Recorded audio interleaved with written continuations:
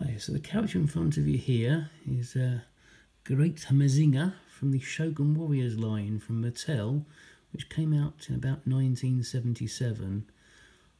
I suspect this was a kind of reaction to Star Wars and the fact that Mattel didn't get the license to make Star Wars toys. So they went crazy trying to sort of throw everything they could out on the toy shelves to sort of fight Star Wars toys, like getting the Battlestar Galactica license and whatnot. And importing these, which are essentially just figures made by the Japanese toy company Poppy, and they essentially kind of came up with this sort of Shogun Warriors kind of headline for the toy line, and basically repackaged these Japanese toys to sell them in the West. Very similar to what Hasbro would do with the Transformers toys in the 1980s, essentially creating a whole mythology out of existing Japanese characters, which was completely different to the existing one that had been already sort of tried out in Japan. I guess this was their attempt to sort of gain valuable shelf space away from kind of Star Wars toys. These are very different to what you would normally find, in Western countries. These are very heavy toys, extremely heavy. This one actually does have the box. Okay. This was a very lucky charity shop find of mine about sort of 20 years ago. Seems like ripping on the box here, but apart from that, it's in fairly good condition. So you have Mazinger there on the front. He has his own sort of animated series in Japan, which was never shown over here. On the back of the box, you can see what others are available on the line, like Poseidon, Dragon, and Raider. Illustration showing the various features of the figure itself. Put that back there. Now, this actually comes with also some paperwork. So we have some instructions. Okay.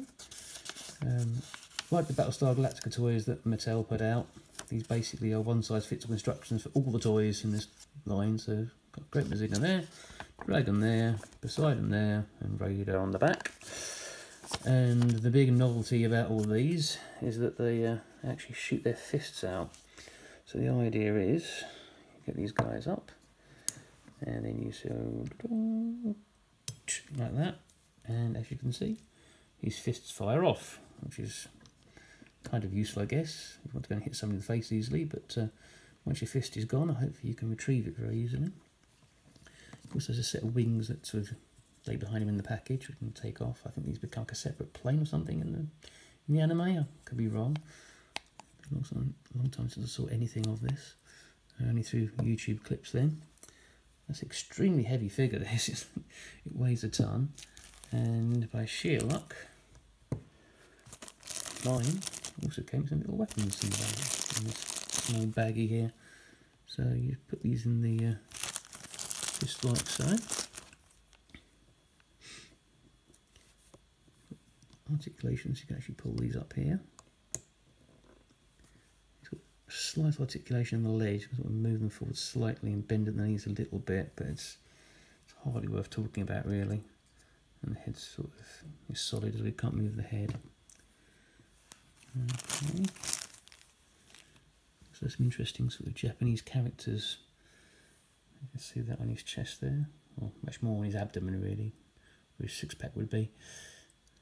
There we go, with you from behind.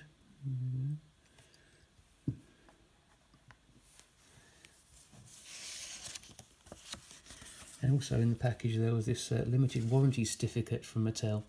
It was quite amusing. I'll maybe pause that and have a look at it. Essentially it says that product will be free of defects in material or workmanship for 90 days from the date of purchase. Effective return the product along with proof of date of purchase to either your local dealer or postage prepaid to the consumer department in California. Now, please note this is dated Mattel Inc. 1976. I don't think I would honour it now, but just kind of a fun thing like you would get in toys back then. You don't really get now because everything's just sort of churned out and thrown out on the shelves now. Shows you this is from a time when maybe toy companies cared a little bit more about their product really. It's like the sort of we really do care sort of little thing that be in the sort of inside of the boxes for kind of Star Wars. So yeah, it's a fun little figure. Again, I've never seen any more of these out in the wild. I always keep my eyes out for them. It's a kind of fun thing for me that sort of looks good on the Transformer shelf.